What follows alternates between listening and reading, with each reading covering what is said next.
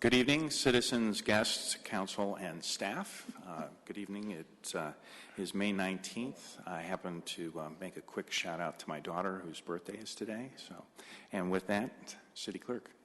Mayor Cernanek. Present. Mayor Pro Tem Beckman. Here. Councilmember Brinkman. Here. Councilmember Cole.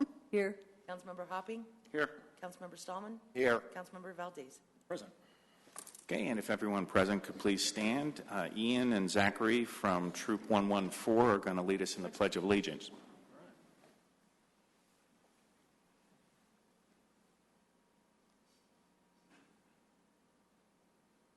Pledge allegiance to the flag of the United States of America and to the republic for which it stands, one nation, under God, indivisible, with liberty and justice for all.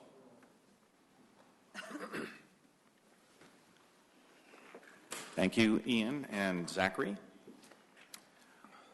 Looking for any changes that folks might have to the agenda. Seeing none, the agenda will stay as posted. And looking for a motion on the certification of minutes. I have two motions. There are two certifications of minutes. There are items A and items B. Item A is ID 15-127. I move to approve, based on the clerk's certification, the May 5th video as the minutes for the May 5th, 2015 regular meeting of the City Council. And item B is ID 15-128. I move to approve, based on the clerk's certification, the May 12th video as the minutes for the May 12th, 2015 study session of the City Council. Second. And second. Yeah. Okay. And Okay with that? Mayor Pro Tem, is it okay if we combine that as one motion, or? Yeah, if we can combine that in one motion. Okay. okay. So one motion to approve both sets of minutes. Okay, so we have one motion covering items 4A and 4B. Council ready to vote? The vote is unanimous. The motion carries. Thank you. And now we move to citizen comments, which allow for unscheduled public appearances. They are an opportunity for any citizen to express opinions or ask questions regarding city services, council policies, or other matters of community concern that are not part of the scheduled agenda. Generally, an immediate response should not be expected. Typically, issues are referred to city staff for follow-up information or research and reported back to the council and the individual that initiated the comment or inquiry.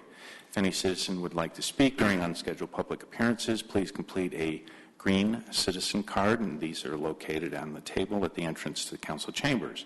Please provide the green card either to the city clerk or leave it at the podium. Bob?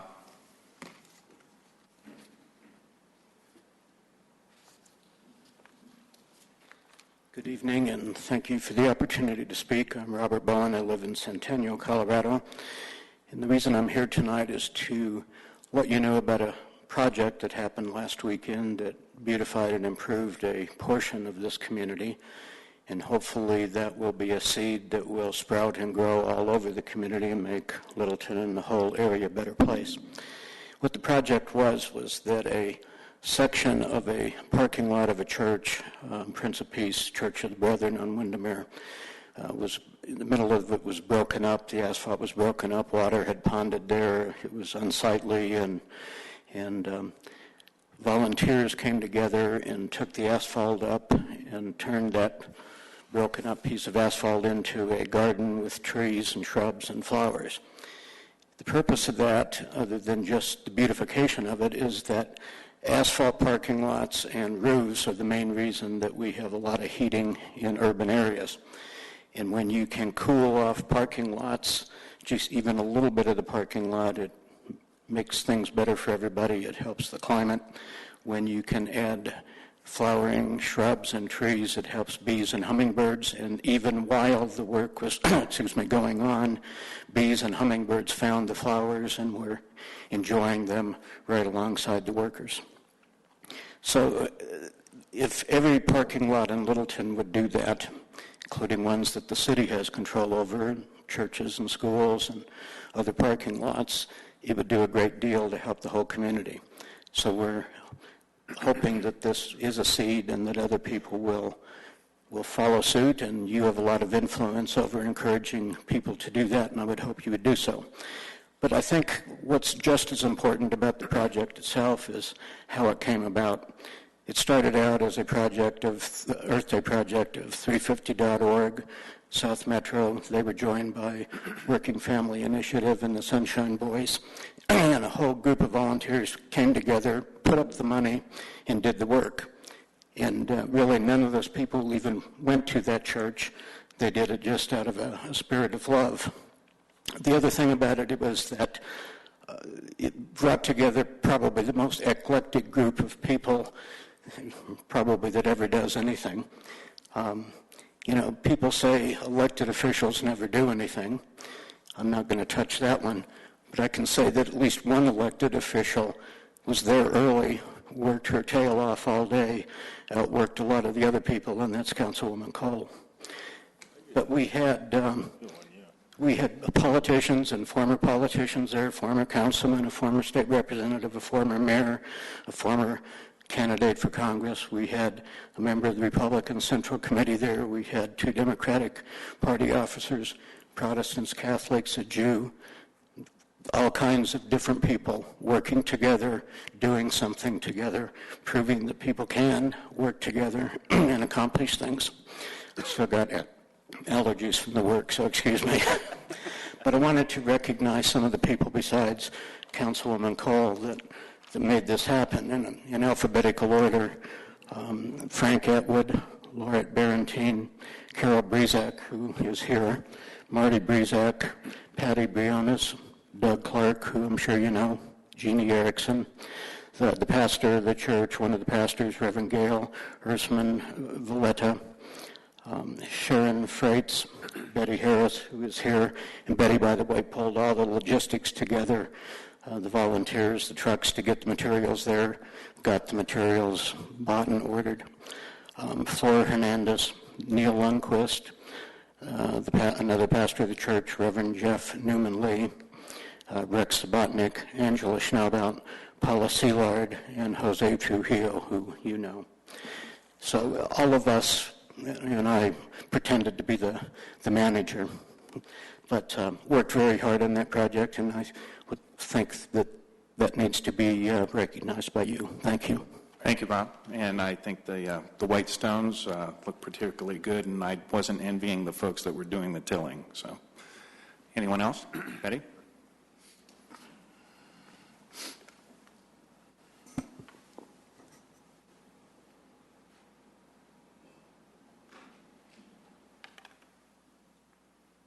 I'm Benny Harris. I live in District 1. And what Robert didn't tell you was he was the one that took up the asphalt. I just got the stuff there. And life is difficult. Sometimes it's scary, and most often it's too serious. So what I brought you tonight is this. All the rain we've had this morning at 4:30, from 4:30 to 6:30 it rained almost constantly. And considering the circumstances, I decided to go nautical. Thank you so much, Betty. Betty, don't you live in District 2? Betty? Don't you live in District 2? Again. I always like to be numbered. You're starting to hurt me. That hurts. That hurts. That's twice. That's twice. Anyone else? Carol?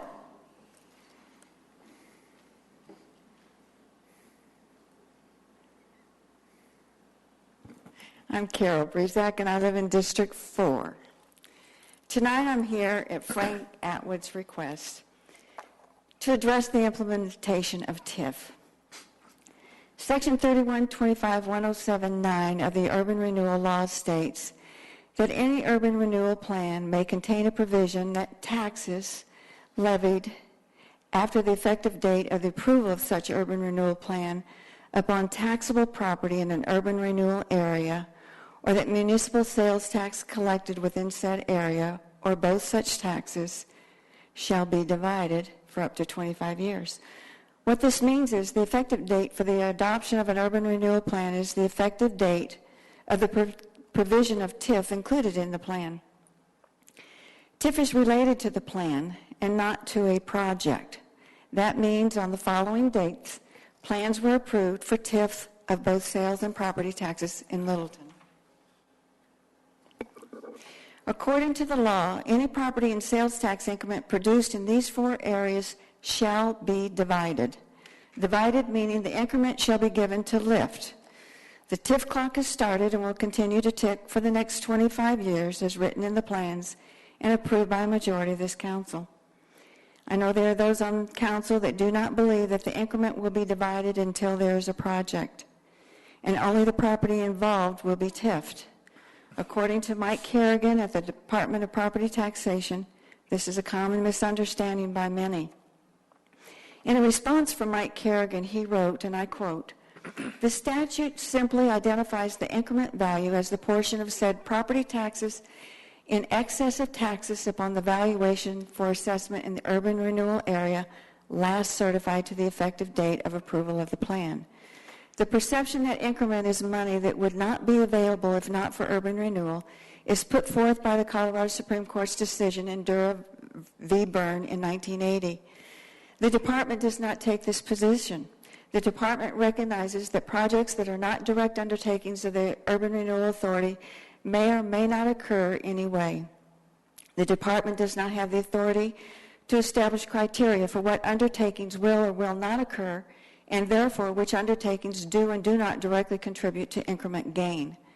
Current department procedures simply track value increases and decreases not attributable to the reassessment, and when the net of these changes exceeds the base value as of the date the plan is adopted, this is the increment value. Here's an example of what this looks like in Littleton. In North Broadway urban renewal area, we have a new King Soopers and a remodeled shopping center. As the property taxes and sales taxes increase above the base, they shall be divided and provided to Lyft. King Soopers is in the North Broadway urban renewal area and is TIF'd since the plan was approved with the TIF included. So all property and sales tax increment for the next 25 years, and the sales tax increment will be substantial considering the base is 0, shall be divided according to the law. To more clearly state it, Kerrigan writes, "The property tax administrator does not discern any provision in 3125-107 that authorizes the municipality to determine its own timing of the collection of TIF revenues, other than what is provided in 3125-107-9. You may not think that increment will be collected and diverted from the schools or other taxing entities, including the city, but the law requires that both property and sales taxes in excess of the base for each of the planned areas, not projects, shall be divided and diverted to Lyft, resulting in a loss of tax dollars to each of the taxing entities, including LPS." Thank you. Thank you. Anyone else? Pam?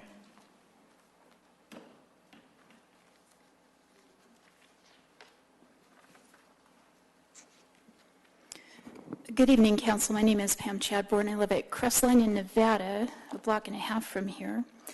And the first thing I wanted to talk about is directly related to that.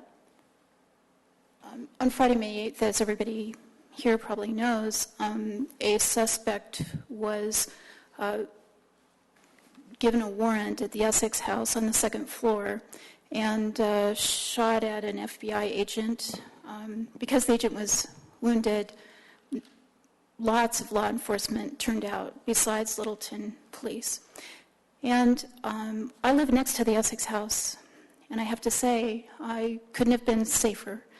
Law enforcement responded very rapidly, very strongly, professionally it seemed to me, and I think even though Santa Fe was shut down, I hope we all agree that that was for a good reason. It kept people safe. And so I wanted to thank everyone who turned out, but particularly the Littleton Police for keeping my neighborhood safe. Because we have a database online, we can know and go on online and see my neighborhood's very safe. Some people badmouth the Essex House, but this suspect was caught there. And it's kept clean and neat outside. There is not more crime in our neighborhood. It's a very safe neighborhood. And it provides affordable housing, and it provides housing for people in supervised programs, which we need. Now, there are NIMBYs. I may be looking at some. So, not in my backyard applies to people who are not paying attention to what the community needs.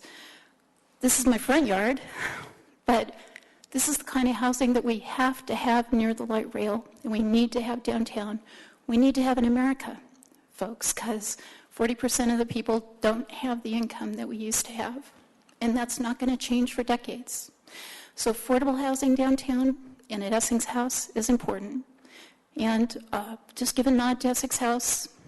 I support them. I hope you support that function in our community. The second thing I wanted to mention is that at the Historic Preservation Board last night, no record was kept. There is a recording device, but it made a lot of noise, and so it was shut off. So I'm going to ask you to get some kind of recording device that doesn't make noise that Historic Preservation or staff can use to record meetings, audio, and take care of that.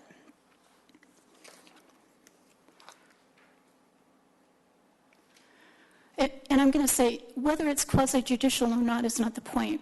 Staff time is used, city facilities are used, these people advise you, so we, the public, have a right to know what they're talking about and what they're doing.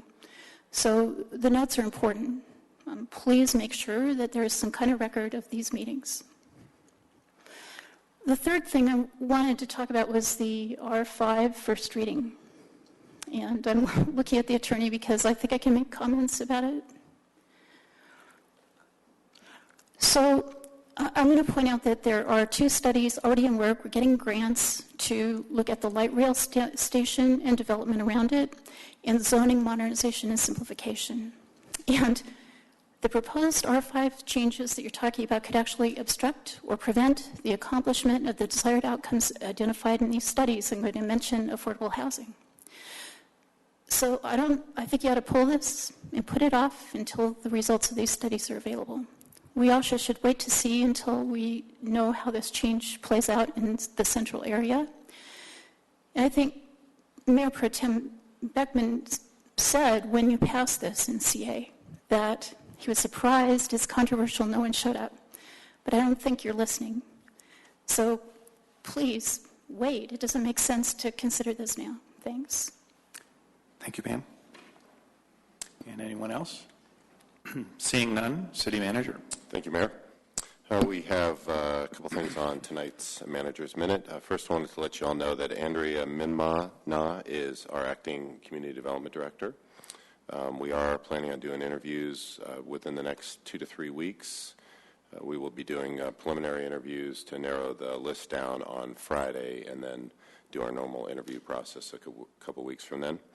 The Chief Building Official position is now titled the Development Services Manager, and we hope to make an offer by the end of this week to get that position filled as well. And then we've got a couple under both of those positions that we'll be posting and hiring as quickly as possible. Excuse me. And then on to the normal items. Number 1 is the weather is wreaking havoc on a couple of our special events. You know, we all canceled the meet, greet, and eat today at Trailmark. We've rescheduled that for July 28th. This Sunday's Blues and Brews at Hudson Gardens has also been canceled. I guess it's just a swamp out there, so that was canceled. And staff working with Hudson Gardens is looking to reschedule that later this summer. The Memorial Day services at the World War II Memorial will go on as planned at 10 a.m. Monday, and there'll be a service at the cemetery, Littleton Cemetery, at 8 a.m. On May 1st, the Codes and Inspections Division went live with an IVR, Interactive Voice Response System, which allows contractors and homeowners to call and schedule for an inspection. We hope that this will save a significant amount of staff time each day. And just so you're aware, if you weren't before, permits for furnace, and these are some examples for furnaces, AC, water heater, electrical services, a roof, siding, gas line, and boilers can all be applied for online. On May 8th, we had 3 Powell Middle School students shadow the Fire Prevention Bureau, learning about inspections and system tests. Next, we have Photo Doug. On May 3rd, the sculpture. There it is. Can you get it bigger? Milius was dedicated to the Depot Art Gallery in honor of Mildred Kelly. She was a founding member of the Littleton Fine Arts Guild until her death at 92 a couple years ago. Millie obtained the bicentennial grant money that transformed the old Santa Fe train station into what is now the Depot Art Gallery. Thanks, Doug. Number 6, Xcel Energy is offering rebates for swamp coolers. A little ironic to say that today, but nonetheless. The rebates range from $250 to $1,000. Both first-time installation and replacement models are eligible. The Chatfield Reservoir Reallocation Project has a new website. It is chatfieldreallocation.org, so you can visit that site for background and updates on the project. Construction activities are not expected to start until next year, but a schedule will be posted as soon as it's available. Using FBI crime data, Value Penguin, I believe that is an online service, ranked Littleton the 9th safest large city in Colorado. NerdWallet, another online, named Littleton the 9th best place for millennial job seekers in the state. It stated, quote, Littleton is, as the city motto says, anything but little. Millennials are about 18% of the city's population of 43,000. Residents enjoy a lower rent at a median of $902 a month, and average salaries are over $49,000 per year. We have won 3 grants from Arapahoe County Open Space, $50,000 for South Platte Park and Mary Carter Greenway signage, $148,000 for the Centennial Academy of Fine Arts playground renovation, and $300,000 for Reynolds Landing Phase 1. South Suburban was awarded grants for Progress Park and planning improvements to Riders Vista Park. And last but certainly not least, we received today the American award from the American Heart Association for a fit-friendly worksite. We have the Gold Achievement. So this, and didn't put it up there, but the American Heart Association is proud to recognize the City of Littleton for promoting employee and health fitness, the Gold Achievement for 2015. Something that we've been working on a lot is the health of our employees and general satisfaction and welfare. So this is one of the many programs that HR and others have been taking on. So with that, Mayor, I conclude. Thank you, City Manager. Thank you. Councilmember Cole. Just one thing. I think we all got invited to the Highline Crossing Co-Housing 20th Anniversary celebration. I did go. It was a delight.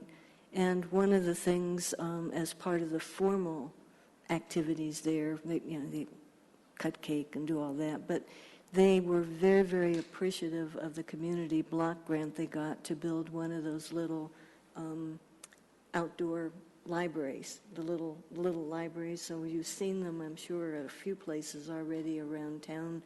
Have you all seen them? There is one on South Spotswood, and I've seen another one, but theirs is a larger one. But they were really appreciative, and I wanted you all to know that. Thank you. Thank you. Councilmember Stallman.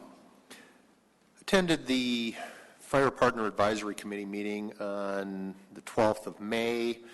Chief Armstrong is continuing to lead the charge in terms of getting an actionable plan put together to address some of the issues that are coming forward from the ESCI study that's in the process of being completed.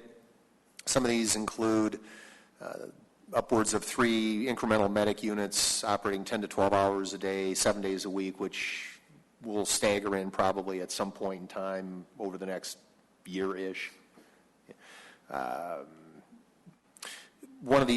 least one of these medic units would cover the out-of-service unit that generally occurs when training is invoked.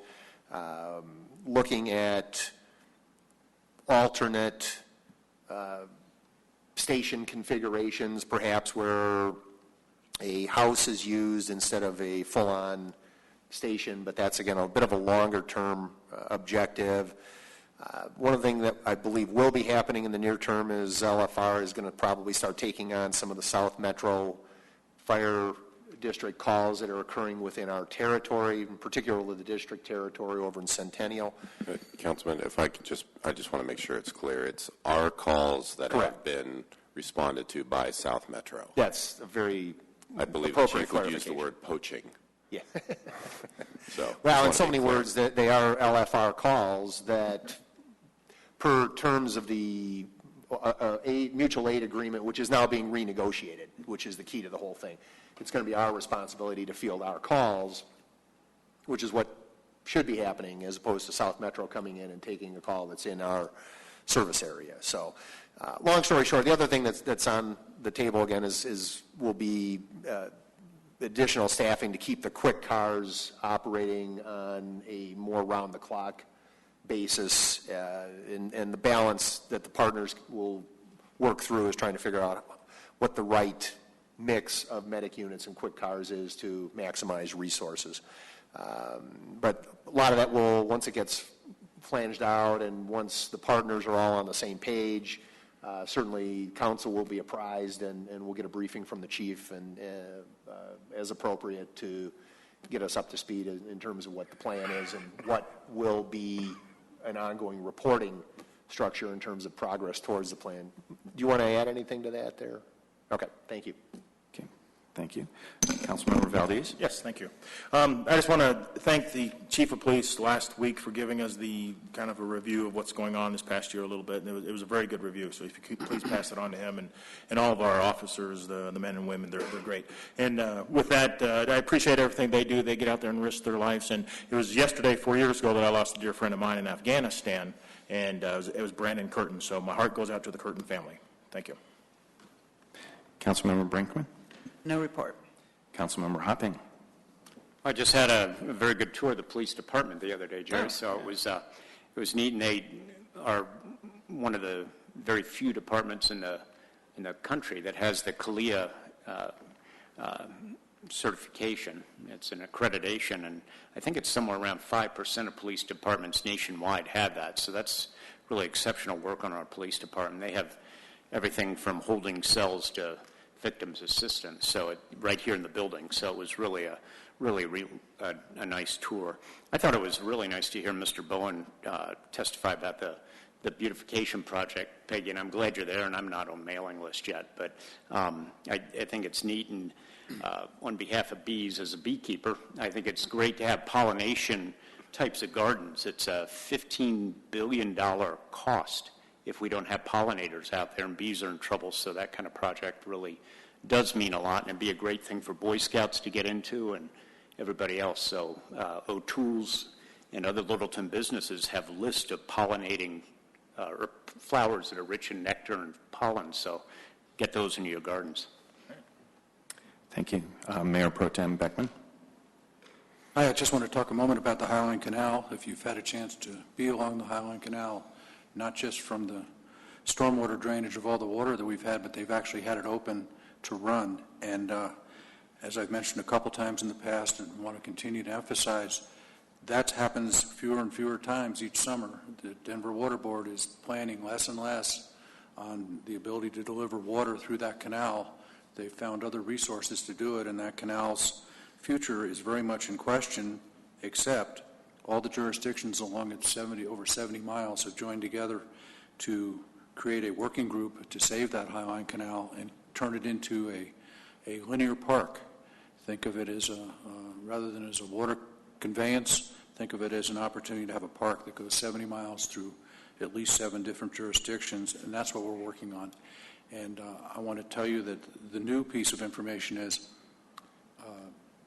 there was a spinoff of the steering committee to work on public-private partnerships, and that is going to be the future of the canal, and they received a grant to move forward with a public-private partnership. The name's still being determined, but it'll be a nonprofit. It'll have a name something like Highline Canal Foundation or Highline Canal Conservancy. They're still not solid on that yet.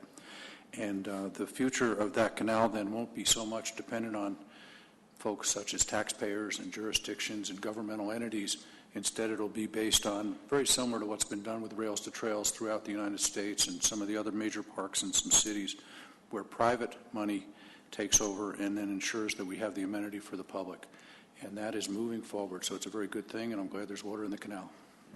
Well, thank you very much. And talking about water and talking about the Chatfield reallocation, if folks are out on their bike or otherwise hiking or such around some of our local parks, recognize there are some flooded areas, restrooms and such that might be otherwise accessible in Chatfield or underwater. And Bear Lake Park is up about 40 feet, I believe, based on the latest count or so. And so a number of the roads and underpasses that folks might take along the either walking trails or biking trails, check it out ahead of time before you head out, because I'm sure you don't want to be riding through 4 feet of water. Bike accidents are bad. And bike accidents are bad, yes. I will vouch for that. And then Thursday evening this week is the Arapahoe Community College, which is an amenity in our community. It's their 50th anniversary gala this Thursday evening. So just a quick note on that front, so folks are interested on that front. I'm not sure whether it's sold out or not, but that's out there. So that's the end of my report. And now moving on to the consent agenda. These are 4 items. The consent agenda items can be adopted by a simple motion. All ordinances must be read by title prior to a vote on the motion, and any consent agenda item may be removed at the request of a council member. Consent agenda item 7A is Resolution 35-2015. This is a resolution approving a ground lease with Colorado State Land Board for the Art Depot. The Land Board was established for education in Colorado, and it also includes an adjoining parking lot and Littleton Community Trail. Agenda 7B, Ordinance 27-2015. This is an ordinance on first reading amending Chapter 7 of Title 4 of the City Code concerning repair of construction defects. Agenda item 7C is Resolution 34-2015. It's a resolution approving an intergovernmental agreement with Arapahoe County regarding the Community Development Block Grant and Home Investment Partnership Programs.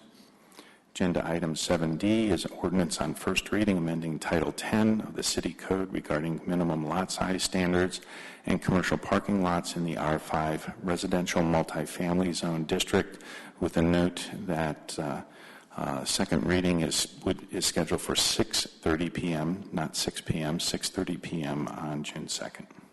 Looking for a motion on consent. So moved. Second.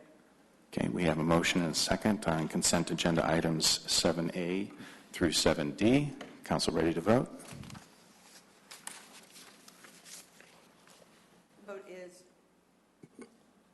The vote is unanimous. The motion carries. Okay. And thank you with that. And council having no further agenda items for this evening, we are adjourned.